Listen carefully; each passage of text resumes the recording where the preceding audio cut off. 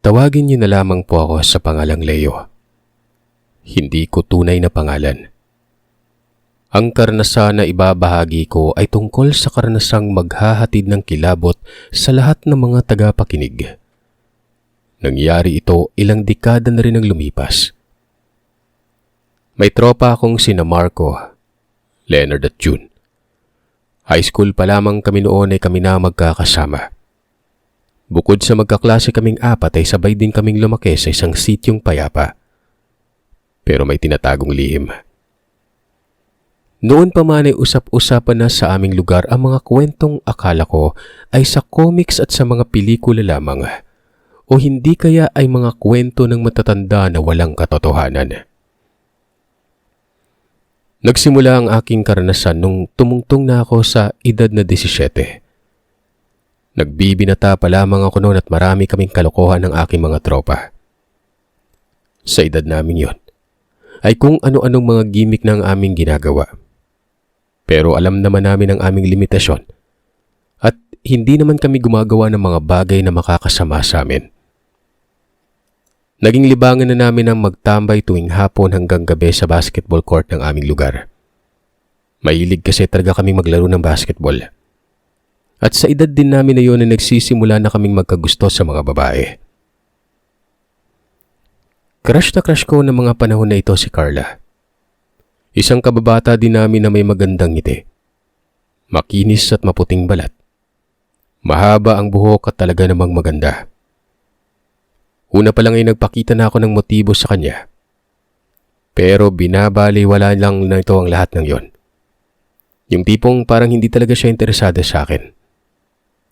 Hanggang isang araw, nang kami ay naroon sa basketball court ng aking mga tropa, napadaan itong si Carla. Nag-iisa lamang siya at tila may bibilin sa isang tindahang malapit sa aming kinaroroonan. Hinantay ko siyang matapos. Maya-maya ay nakita ko siyang pabalik na kaya agad ko na siyang sinalubong. Binati ko ito at ngumiti naman ito sa akin. Inalok ko siyang samahan ko na siya at itatid sa pag-uwi. Tumanggi si Carla pero mapilit talaga ako. Marahil ay nakulitan ito sa akin kaya napapayag ko rin siya sa huli. Masarap kausap si Carla. May kadaldalan kasi ito. Pero sa tuwing nagpaparinig ako sa kanya ng nararamdaman ko ay mabilis itong binabago ang aming usapan. Siguro nga hindi pa talaga siya handa na makipagrelasyon. Alam ko naman kasi mga bata pa talaga kami para sa ganung bagay.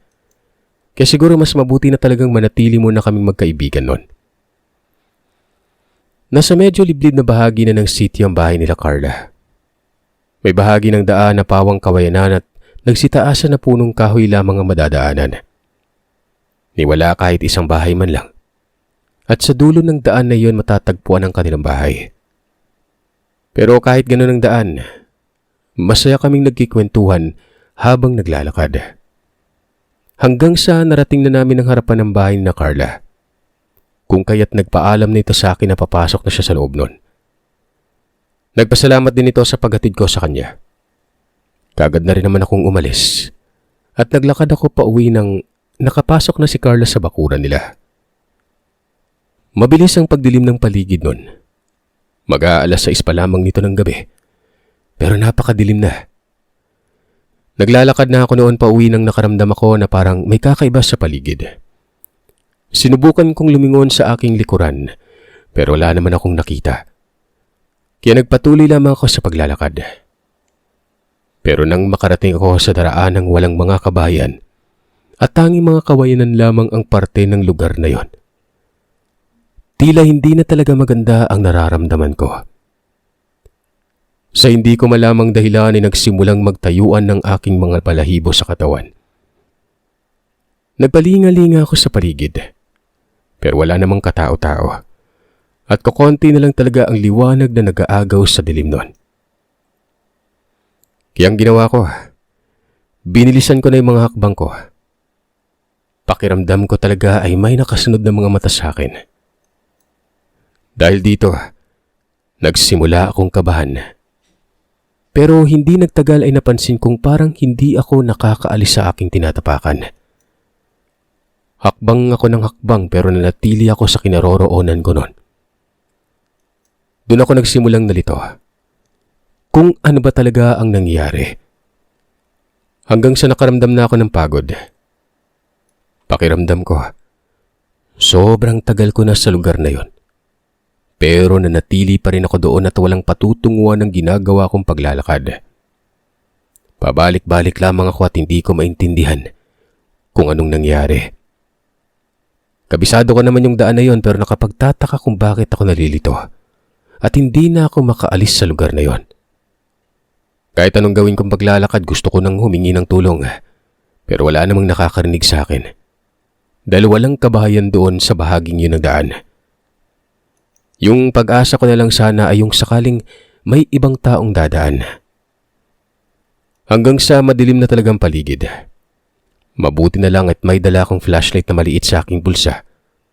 Lagi kong daladala yung flashlight kong yon tuwing gumagala kami ng aking mga tropa. Minsan kasi inaabot talaga kami ng dilim mo gabi sa daan Ilang sandali pang lumipas sa paglalakad ko. Nagulat ako at nakaramdam ng takot nang biglang nagkaroon ng nakalatag na lambat sa daraanan. Nakakapagtaka kung paano nagkaroon ng lambat sa daraanan kung yun ng biglaan. Alam kong wala naman yun doon kanina Bakit kaya nagkaroon ng lambat dito? Patag na daan naman to Hindi to ilog o sapa. Wala din kahit konting tubig pero bakit may lambat?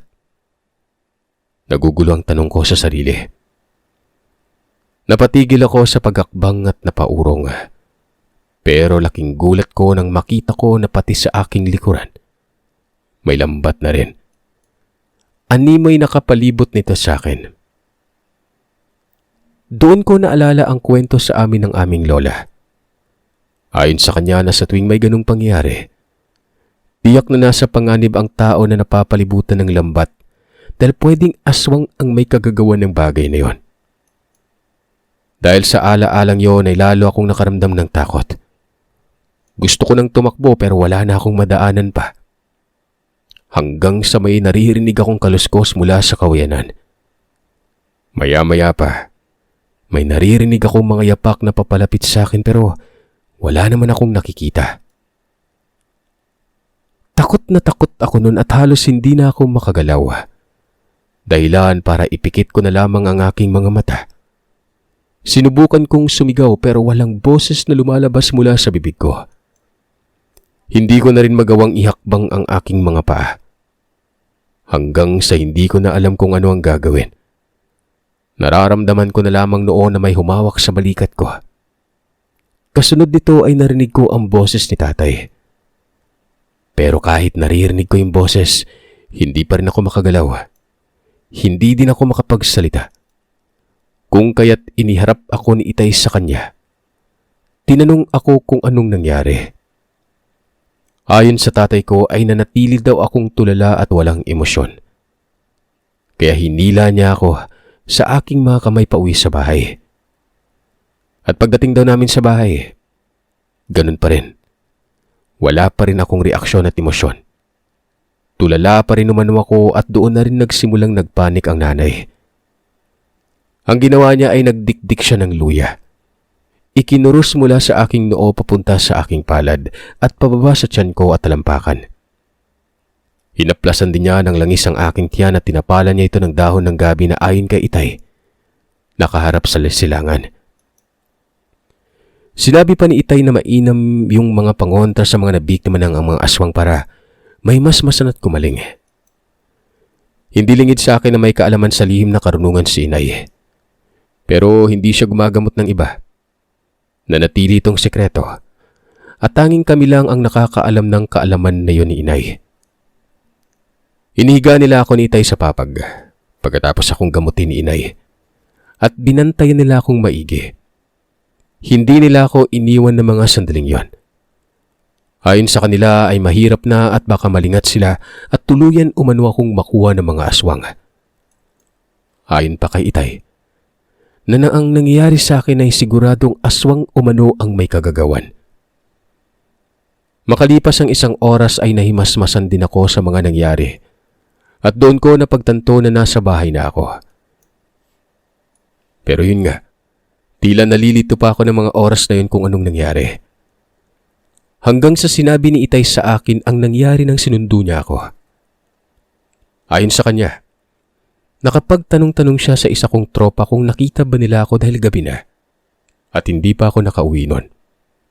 Doon ay sinabi sa kanya ng kaibigan ko na si June na kami ni Carla ang huling magkasama.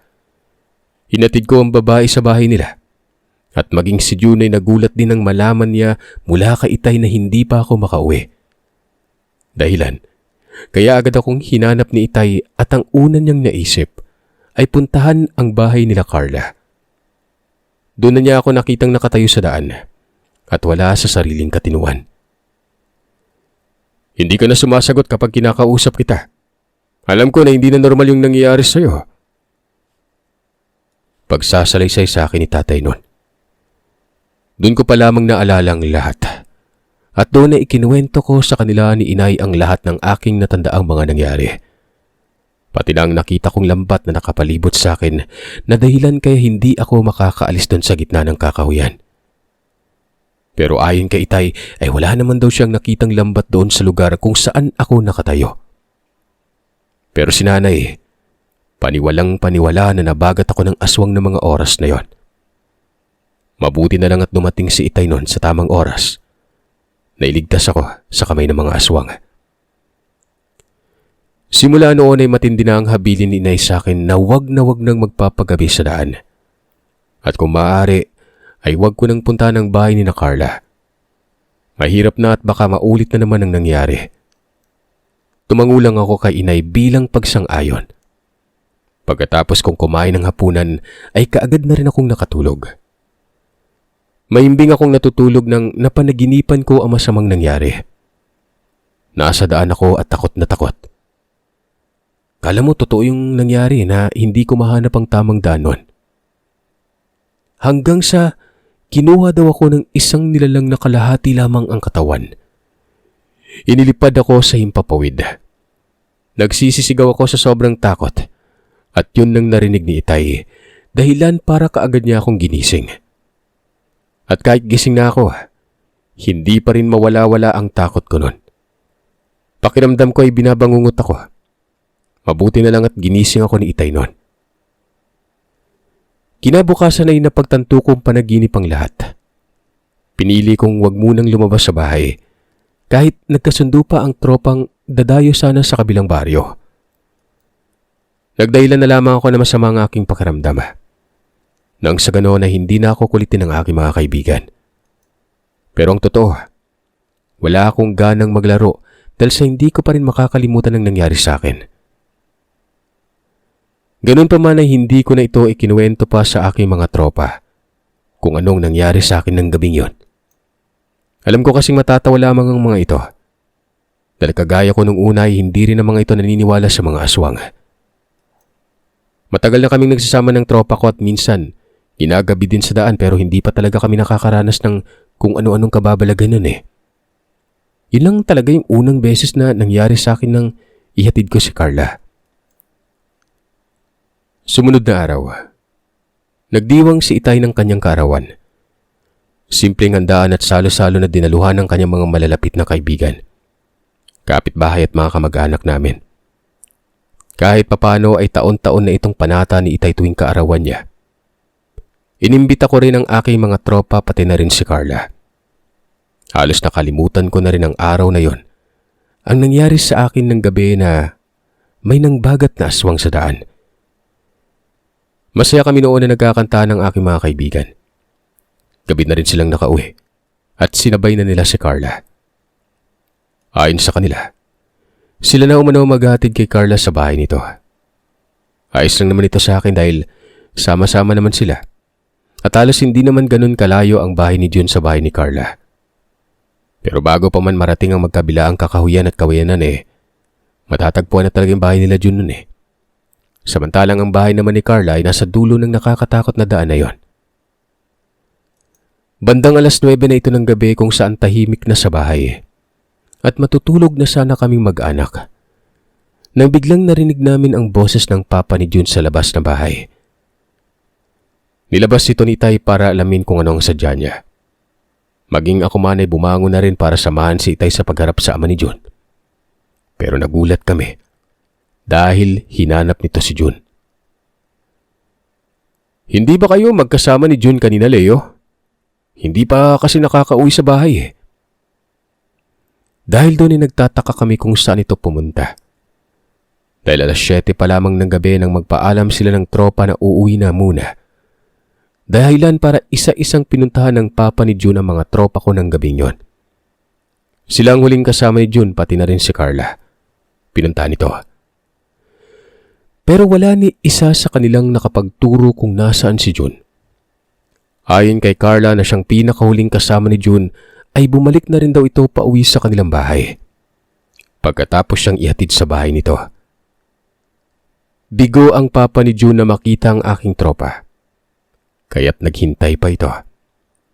Pero buong gabi na hindi talagang nakauwi si Jun. Kinabukasan, tumulong halos ang buong barangay sa paghahanap kay Jun. Dahil yun ang unang pangyayari na may nawawala sa lugar namin. At sa hindi namin inaasahan, eksaktong alas 9 na ng umaga, nang natagpuan namin ang katawan ni Jun sa gitna ng kawayanan na wala ng buhay. Halos hindi kami makapaniwalang magkakaibigan na sa ganun kaiksing pagkakataon na nawala si Jun. Wala siyang sugat sa buong katawan. Pero isa na siyang malamig at matigas na bangkay ng aming nakita. Wala kaming nakikitang rason ng kanyang kamatayan. Wala din siyang pasa sa katawan. Kaya hindi namin masabing na paaway o may nakaaway siya. Pero ang haka-haka ng mga matatanda sa aming baryo ay pinalitan umano ang katawan ni Jun. Ayon pa sa kanila na aswang ang may gawa ng pagpatay dito. Pero sa edad kong yun madaling paniwalaan ang aking mga narinig Dahil kahit ako man may karanasan din na hindi maipaliwanag sa lugar na yon. Maswerte lang talaga ako na dumating si Itay at hindi pa huli ang lahat nun. Doon ko naisip na kung hindi dumating ang tatay ko sa tamang oras ay baka matulad din ako sa tropa ko. Nakakalungkot at masakit rin pala sa akin na nabawasan ang aking tropa. Lalo na't malapit ko talagang kaibigan si Jun. Awang-awa ako sa kaibigan ko at halos hindi ako makapaniwala sa sinapit niya. Ibinurol kagad ang bangkay ni Jun sa kanilang bahay matapos ang isang araw at isang gabing pamamalagi ng katawan nito sa punerarya. Halos gabi-gabi ay naroroon ako kasama ang mga tropa namin ni Jun. Kasama ko si Itay. Sa nangyari kay Jun ay hindi na nito hinahayaan ako mag-isa na umaalis tuwing gabi. 4 na araw lamang ang burol ni Jun at nagpasyagad ang kanyang mga magulang na ipalibing na ito. Ang nakapagtataka lang, simula nang mangyari kay Jun ay hindi ko na nakita pa si Carla sa lugar. Kahit yung mga magulang nito ay hindi ko na rin nakita pa. Pagkatapos mailibing ni Jun ay sinadya naming magtropa na dalawin si Carla sa bahay nila. Sinamahan ako ng mga kaibigan ko pero sarado ng bahay nila Carla. Naisip ko na lagi naman talaga nakasarado yung bahay nila Likas kasi sa mga magulang ni Carla ang hindi mahilig makihalubilo sa mga taga-baryo. Pero iba nung mga oras na yon. Tawag kami ng tawag sa labas ng bahay nila pero walang sumasagot. Kung kaya't napagtanto naming wala nga talagang tao sa loob. Nakakalungkot pero wala na akong magawa pa kundi nag-focus na lamang ako sa aking pag-aaral kasama ang tropa. Maging sa paaralan, hindi ko na rin nakita pa si Carla. Hindi na rin nasundan ang krimeng kagaya ng nangyari kay Jun. Kaya sa paglipas ng panahon ay unti-unti ding nakalimutan ng mga taga-baryo ang takot at bumalik din sa normal ang lahat. Hanggang sa lumipas ang 10 taon. Nagtatrabaho na ako noon sa isang lungsod. Hindi ko na babanggitin pa kung saang lungsod ito para na rin sa respetong ibinibigay ko sa mga nakatira dito. Nagtatrabaho ako noon sa isang kumpanya na kung saan may maganda akong kita na naging dahilan para makatulong ako sa aking mga magulang. Nangungupahan lamang ako ng maliit na apartment, malapit sa kumpanyang pinagtatrabahuan ko. Walking distance lang naman ito kaya naglalakad lang ako pauwi sa apartment na yon. 1:00 ng hapon ang pasok ko Kaya alas 9 ng gabi ang out ko sa trabaho kapag walang overtime. Isang gabi, habang naglalakad ako pa uwi ay nakaramdam ako ng kakaiba. Yung tipong may hanging humahaplos mula sa likuran ko, na para bang may malaking ibon akong nararamdaman na lumilipad mula sa likuran. At nang lingunin ko ito, doon ko nalaman na tama nga ako noon. Isang malaking nilalang na may pakpak. Pero hindi ito ibon, kundi yung tinatawag nilang manananggal. Hindi ako halos makapaniwala na nakakita ako ng ganong nilalang. Sigurado akong manananggal yon dahil kalahati lang ang katawan ng nilalang. Kinabahan ako sa biglaang paglitaw nito sa likuran ko. Wala nang taong dumadaan ng mga oras na yon dahil lumalalim ng gabi. Wala akong ibang sandata ng gabing yon kundi ang maliit na patalim mula sa aking bulsa na iniiwan ko sa security kapag pumasok na ako sa opisina at kinukuha naman kapag pauwi na sa gabi. Maliit lang yon. Alam ko malabo ako makalaban sa manananggal. Nag-iisip ako kung ano ang dapat kong gawin. Pero wala akong maisip dahil wala na akong oras. Dahil nga nandiyan ang nilalang at malapit na sa akin. Sa takot ko ay kumaripas ako ng takbo hanggang sa naramdaman ko na lang ang aking sarili na tinatangay na ako pa itaas nun. Kahit anong sigaw ko at pagpupumiglas ay wala na talagang makakatulong sa akin. Inakala kong katapusan ko na. Nakakarinig pa ako ng paghagikik habang tinatangay ako pa itaas. Namamaos na ako sa kakasigaw ng tulong at pagod na sa pagpupumiglas habang lumilipad sa ere. Pero hindi naman ako makawala kahit anong gawin ko. Ibinaba ako ng nilalang sa isang bakanting lote kung saan may malawak na damuhan. Hindi ko alam kung bakit wala talaga akong lakas para lumaban ng mga sandaling yon. Naghihintay na lang ako ng mga susunod na mangyari. Hinang-hina ang pakiramdam ko. Kitang-kita ko ang mga pangil ng nilalang na pumuputi sa dilim at ang mahahaba nitong mga kuko. Nagmamakaawa ko sa nilalang dahil wala na akong magawa pa para lumaban. Pero tawa lamang ang sinagot sa akin ng nilalang na yon. Ilang sandali pa ay nakita kong naghanda na ito para sunggaban ako. Nakangisi itong humarap sa akin habang naglalaway at tila ba takam na ito. Wala na akong magawa kundi ang ipikit na lang ang mga mata ko at tinanggap sa sarili kung ano man ang susunod na mangyari. Nang walang ano-ano, nakarinig ako ng ingay na parang nagsalpukan, dahilan para imulat ko ang aking mga mata. Napatingala ako nang makita ko na nagsasalpukan ng dalawang nilalang. Walang nagpapatalo sa kanilang pareho. Mabilis ang kanilang mga kilos. Dahil doon ay hindi na ako nag-aksaya pa ng pagkakataon at panahon para makatakas. Dali-dali din akong tumakbo palayo sa lugar na yon. Hindi ko ininda ang mga masakit na nararamdaman ko sa iba't ibang parte ng katawan. Gawa ng pagtangay sa akin ng nilalang. Tamang-tama naman nakalayo na ako sa kanila ng ilang metro nang nakakita ko ng isang bahay. Dali-dali akong kumatok at sinuwerte man akong agad na may nagbukas ng pinto nun. Isang maedad na lalaki ang nagbukas at wala namang pag-aatubiling pinapasok ako kaagad. Walang ibang kasama ang matanda sa bahay niya. Siya lang mag-isa. Tinanong niya ako kung anong nangyari. Kaya't ikinuwento ko sa kanya ang buong karanasan ko. Sinuwerte na lamang ako na nakatakas ako sa dalawang yon. Hindi ko din alam kung bakit tila nag-aaway ang dalawang nilalang o kung bakit ako iniligtas ng isa. Ang tanging pagdududa ko noon, baka gusto akong agawin nung isang yon kaya tinulungan niya ako. Pero laking pasasalamat ko nang dahil doon ay nakatakas ako sa kanila. Nagpakilala ko sa matanda. At doon ay nakilala ko siya sa pangalan na Tatang Manolo. Dito ka na magpalipas ng gabi sa bahay. Delikado na kapag umuwi ka pa dahil medyo malayo ng labasan kung saan pwede kang sumakay ng tricycle papunta sa inuuwian mo. Wika sa akin ni Tatang Manolo. Lumalalim na rin ang gabi ng mga oras na yon kaya tiyak na wala na rin ako masasakyan. Dahil sa pakiramdam ko ay mabait naman ang matanda. At kahit papano ay magaan naman ang loob ko sa kanya. Kaya pumayag ako. Doon ko nalaman na byudo na ito. At ang mga anak naman niya ay nasa malayo at may mga pamilya na rin. Kaya siya na lamang ang mag-isang namumuhay sa kanyang bahay. Pero hindi din ako makatulog ng gabing yun sa bahay ni Tatang Manolo. Hindi ko makalimutan ang nangyari sa akin. Marahil ay dahil na rin sa namamahay ako.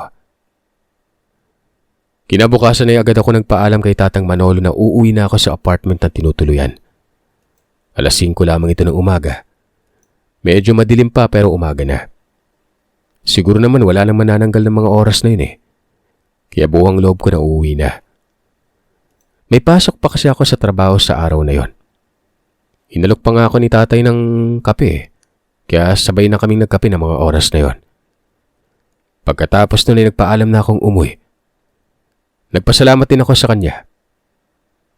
Pagkalabas ko sa sakayan ng tricycle, tamang-tama lang na may dumadaang tricycle sa ganong oras kaya agad din ako nakasakay. Pero sa may hindi kalayuan, may pumara ding babae na nakasuot ng face mask. Hindi ko kaagad nakilala pero una kong nakilala ng babae. Namukha niya ako. Agad niya akong binati. Nagulat ako at hindi ko inaasahan na makita ko ulit si Carla.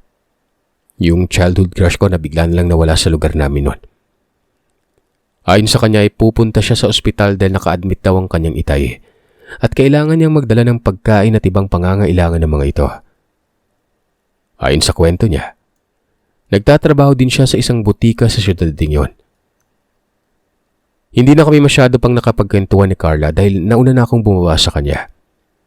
Pero masaya ako na nagkita kami ulit at alam ko na kung saan ko siya hahanapin. Napapangiti na lang tuloy akong pumasok sa apartment habang naiisip ko si Carla. Sino ba namang mag-aakala na halos 1 dekada nang lumipas tapos magkikita pa pala kaming muli? Halos nakalimutan ko na yung mga nangyari sa akin sa mga kami ng mga manananggal na naranasan ko ng gabing yon.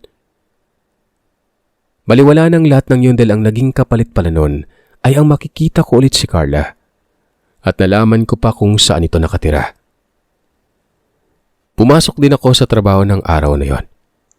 Bawal kasi akong umabsent dahil walang papalit sa akin. Pagdating ng gabi, out ko na ulit sa trabaho. Hindi ko maiwasang makaramdam ng takot at pangamba sa buhay ko.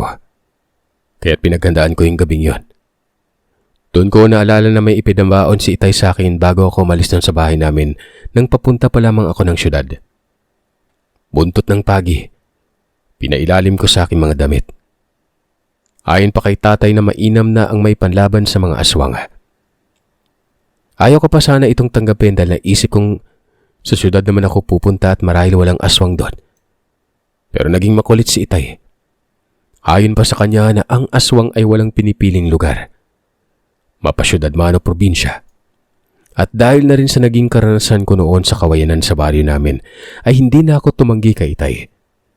Kung kaya't nilagay ko ng buntot ng pagi sa bag ko na iniiwan ko lang sa gwardya. Nang lumabas ako sa trabaho ng gabing yun, hawak-hawak ko ang buntot pagi na yun habang naglalakad pa uwi. Nakarating naman ako sa apartment na inuupahan na walang aswang na humarang sa akin sa daan. Sumapit ang mga araw at naging abala ako sa trabaho. Kaya kahit gustuhin ko mang dalawin si Carla, nawala ako ng oras. At isa pa, alam kong nasa trabaho din ito at magkaiba ang oras ng pasok namin. Lumipas ang 1 linggo mula nang muli kong makita si Carla. Saka ko ito sinadya sa bahay nila. Araw ito ng linggo kaya pareho kaming walang trabaho. Pero nagulat ako nang makarating ako sa bahay nila. May nakaburol doon. Inisip ko na baka ang kanyang ama dahil nasa ospital ito nung nakaraan. Pero nang makapasok na ako sa bahay nila, nakumpirma kong ang ina pala ni Carla ang pumanaw. Hindi na niya nabanggit sa akin ang totoong dahilan dahil ayaw niya itong pag-usapan. Basta ayon sa kanya ay biglaan ang pagkamatay ng kanyang ina. Nakita ko din ang kanyang ama na nakaupo malapit sa may kabaong ng inn nito. Payat na payat din ito at halata na ring matagal nang may sakit. Sabi ni Carla, sa makalawa pa umano ipapalibing agad ang nanay niya. Wala naman na umano siyang hinihintay na kamag-anak nun. Napansin ko rin na wala yung kahit kasinong taong nakikiramay. Kung meron man siguro yung malalapit lang nilang mga kamag-anak. Doon na rin ako nagpalipas na maghapon at magdamag. Dahil naisip ko na yun lang ang panahon kong maibibigay kay Carla para madamayan siya. Magtataka ka talaga dun sa burol eh. Kahit sa gabi na dapat maraming tao. Wala masyado. Ilan lamang ang naroroon.